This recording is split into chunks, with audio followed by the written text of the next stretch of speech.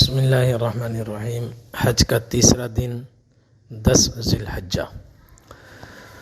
10 ذی الحجہ کی صبح سویرے تقریباً پونے تین بجے آپ حضرات بیدار ہو جائیں اور قریب میں آپ کے آس پاس واش روم ہوں گے، وہاں چلے جائیں، قضاء حاجت کر کے وضو بنا کر اپنی جگہ آ جائیں اور تہجد کی نماز پڑھیں، اللہ تعالیٰ سے حج کی قبولیت کی دعا کریں اور قدم قدم پر آسانی کی بھی دعا کریں۔ اور اتنے میں تہجد کے فوراً بعد آپ تلبیہ بھی پڑھیں اور اس دوران فجر کی نماز کا وقت ہو جائے گا، صبح صادق ہوگی۔ اول وقت میں نماز فجر ادا کی جائے، مسجد مشعر الحرام میں آپ نماز فجر ادا کر سکیں تو بہت اچھا ہے، یا اسی جماعت کے ساتھ مسجد کے باہر بھی صفیں لگ جاتی ہیں، وہاں اسپیکر کے ذریعے آواز آ رہی ہوتی ہے، وہاں جماعت مل جائے تو وہ بھی بہت اچھا ہے۔ اس کے بعد فجر کی نماز کے فوراً بعد صبح صادق کے بعد وقوف مزدلفہ شروع ہو جاتا ہے۔ مزدلفہ کا وقوف واجب ہے، اس واجب کا وقت شروع ہوتا ہے صبح صادق کے بعد۔ جو رات آپ نے یہاں گزاری ہے وہ تو مسنون ہے، وہ واجب نہیں ہے۔ فجر کے بعد وقوف واجب ہے۔ 1 سیکنڈ کے لیے بھی کوئی مزدلفہ میں موجود ہوا اور تو اس کا واجب ادا ہو گیا۔ 1 منٹ کے لیے بھی اگر وہ موجود ہوا تو اس کا واجب ادا ہو گیا۔ لیکن افضل یہ ہے کہ فجر کی نماز کے بعد آپ کھڑے ہو جائیں اور تلبیہ پڑھیں، لا الہ الا اللہ کا ذکر کریں، سبحان اللہ والحمد للہ ولا الہ الا اللہ واللہ اکبر، یہ بھی ذکر کریں اور دعاؤں میں مشغول رہیں، کھڑے ہو جائیں، کھڑے ہو کر وقوف کریں۔ اور یہ وقوف کب تک ہے؟ مستحب سورج نکلنے سے ذرا پہلے تک۔ جب سورج کی روشنی قدرے پھیل جائے، یعنی سورج نکلنے سے پہلے جو روشنی ہوتی ہے، سورج ابھی افق کے نیچے ہوتا ہے، وہیں سے اس کی روشنی نیچے سے آتی ہے، جیسے ایک چھپا ہوا بادل وہ بلب ہو، اس کے اوپر سے ایک سوراخ ہو، تو اس دیوار کے اندر چھپے ہوئے بلب جب وہ جلتا ہے تو اوپر کے سوراخ سے اس کی روشنی باہر آتی ہے اور کمرہ روشن ہو جاتا ہے۔ اسی طرح سورج ابھی افق کے نیچے ہوتا ہے، وہیں سے وہ روشنی اوپر زمین پر پھینکتا ہے تو سورج نکلنے سے پہلے بھی کافی روشنی ہو جاتی ہے۔ تو جب سورج نکلنے سے پہلے قدرے روشنی پھیل جائے، اس وقت پھر مزدلفہ سے ہمیں مینا کا سفر کرنا ہے اور رمی جمرات کے لیے جانا ہے، ٹھیک ہے۔ یہ اس وقت تک روشنی پھیلنے تک، سورج نکلنے سے پہلے ہم نے وقوف کرنا ہے۔ اس وقوف میں کیا کرنا ہے؟ اللہ تعالیٰ سے دعائیں کرنی ہیں اور ذکر کرنا ہے، تلبیہ پڑھنا ہے۔ یہ وقت اتنی قبولیت کا ہے کہ حدیث شریف میں ہے کہ جب نبی کریم صلی اللہ علیہ وسلم عرفات سے یہاں تشریف لائے تھے تو رات کو کچھ رنجیدہ خاطر تھے، اب کچھ پریشان تھے، سو گئے اور دل میں آپ دعائیں کرتے رہے، امت کی راحت رسانی کے لیے آپ آرام فرما ہوئے، مگر دل سے آپ اللہ کی طرف متوجہ ہوئے اور سوئے ہوئے بھی آپ مسلسل دعائیں فرماتے رہے۔ صبح جب آپ صبح صادق میں آپ جب بیدار ہوئے، نماز تہجد ادا فرمائی، فجر پڑھی، اس کے بعد آپ ذکر و اذکار میں مشغول ہوئے، دعاؤں میں مشغول ہوئے، تو ایک دم آپ کے چہرے مبارک پر، ہونٹوں پر مسکراہٹ آئی۔ حضرت ابوبکر صدیق رضی اللہ عنہ ساتھ تھے، انہوں نے حضور صلی اللہ علیہ وسلم کو ہنستے ہوئے دیکھا تو عرض کیا، یا رسول اللہ اضحک اللہ سنک، اللہ ہمیشہ آپ کو مسکراتا رکھے۔ ہم نے کبھی بھی آپ کو صبح صادق، صبح سویرے اس طرح مسکراتے ہوئے نہیں دیکھا، آج پہلی مرتبہ دیکھ رہے ہیں، اس کا سبب کیا ہے؟ نبی کریم صلی اللہ علیہ وسلم نے فرمایا کہ میں نے عرفات میں دعا کی اپنی امت کی بخشش کے لیے، اللہ تبارک و تعالی نے دعا قبول فرمائی، مگر اللہ نے فرمایا کہ ہم آپ کی امت کے مظلوم کو معاف کریں گے، ظالم کو معاف نہیں کریں گے۔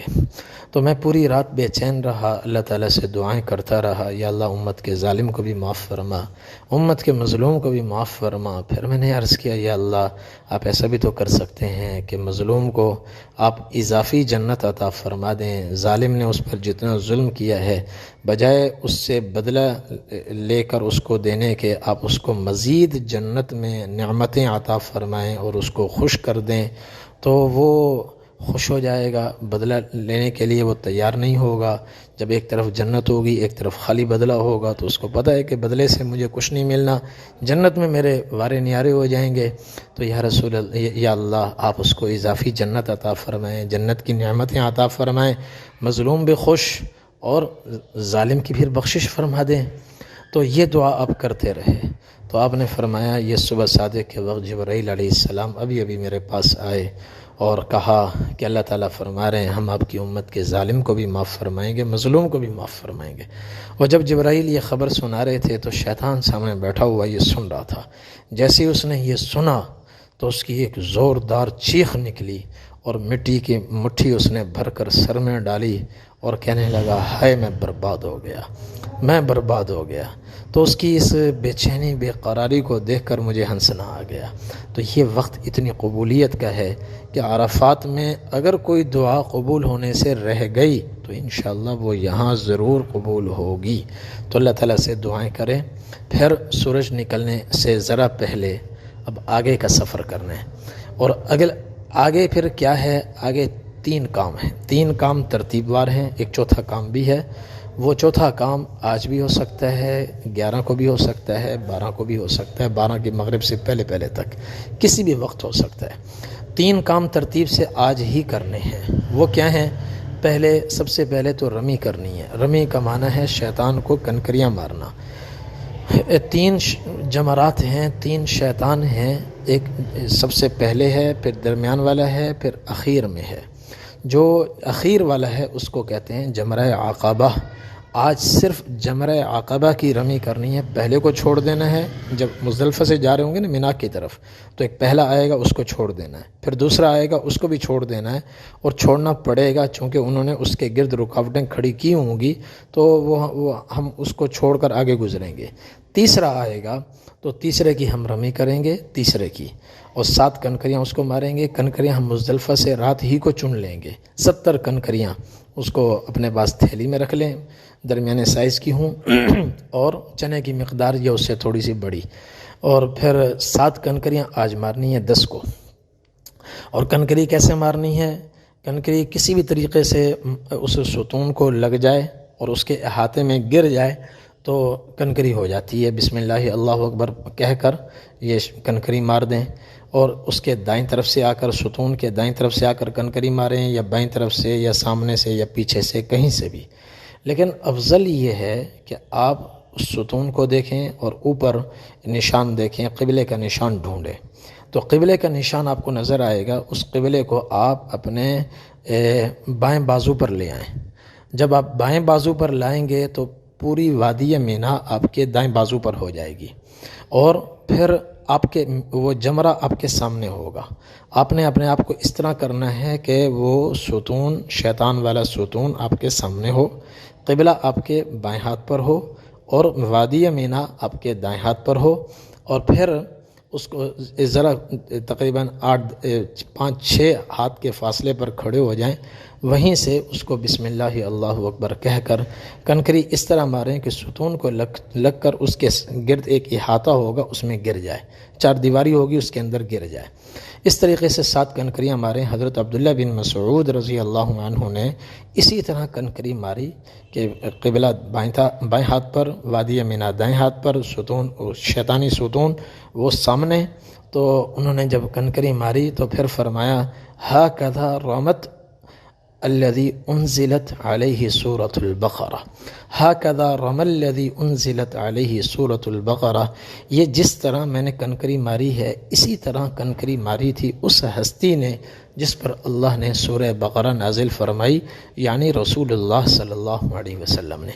یہ کنکری ماریں۔ یہاں مزدلفہ سے سیدھا صبح صادق کے فوراً بعد آج کی رمی کا وقت شروع ہو جاتا ہے، یعنی 10 کی رمی کا وقت صبح صادق کے بعد شروع ہوتا ہے، پھر 11، 12، 13 کی رمی کا وقت صبح صادق سے شروع نہیں ہوتا، زوال سے شروع ہوتا ہے، زوال سے شروع ہوتا ہے۔ تو یہ ذہن میں رکھ لیں کہ صرف 10 کی رمی ایسی ہے کہ اس کا وقت صبح صادق کے بعد شروع ہوتا ہے۔ افضل یہ ہے کہ سورج نکلنے کے بعد کنکری ماری جائے۔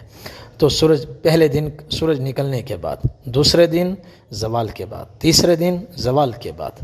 تو آج پہلے دن کا مستحب وقت ہے، صبح صادق سورج نکلنے سے لے کر زوال تک یہ مستحب وقت ہے۔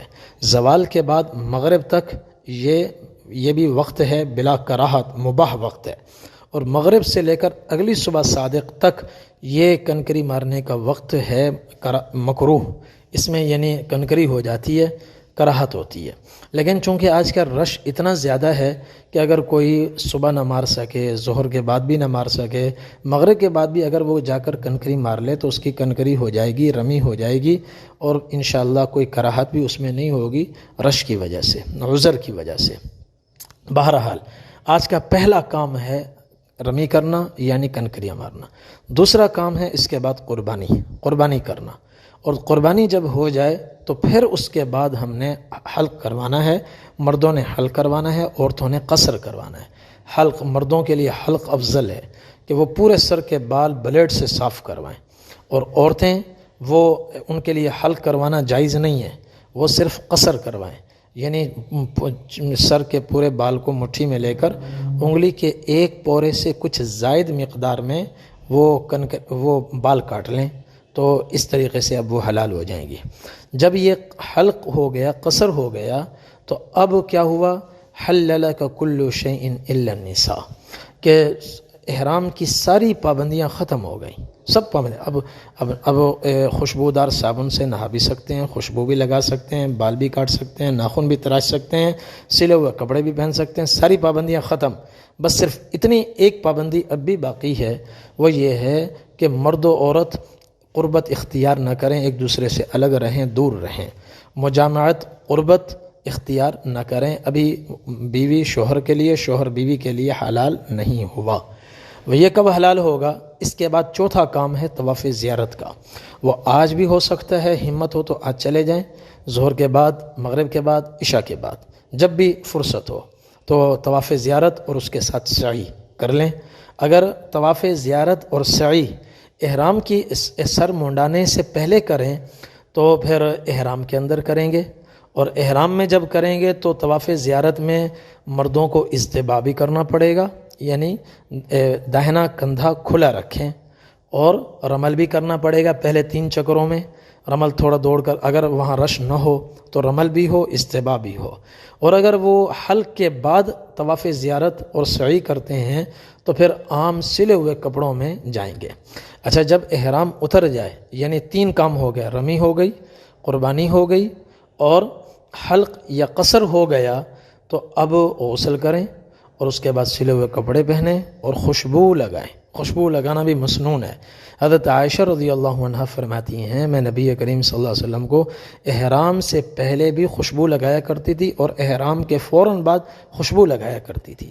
تو خوشبو بھی لگائیں، مرد حضرات خوشبو لگائیں، تو خوشبو لگانا بھی مسنون ہے۔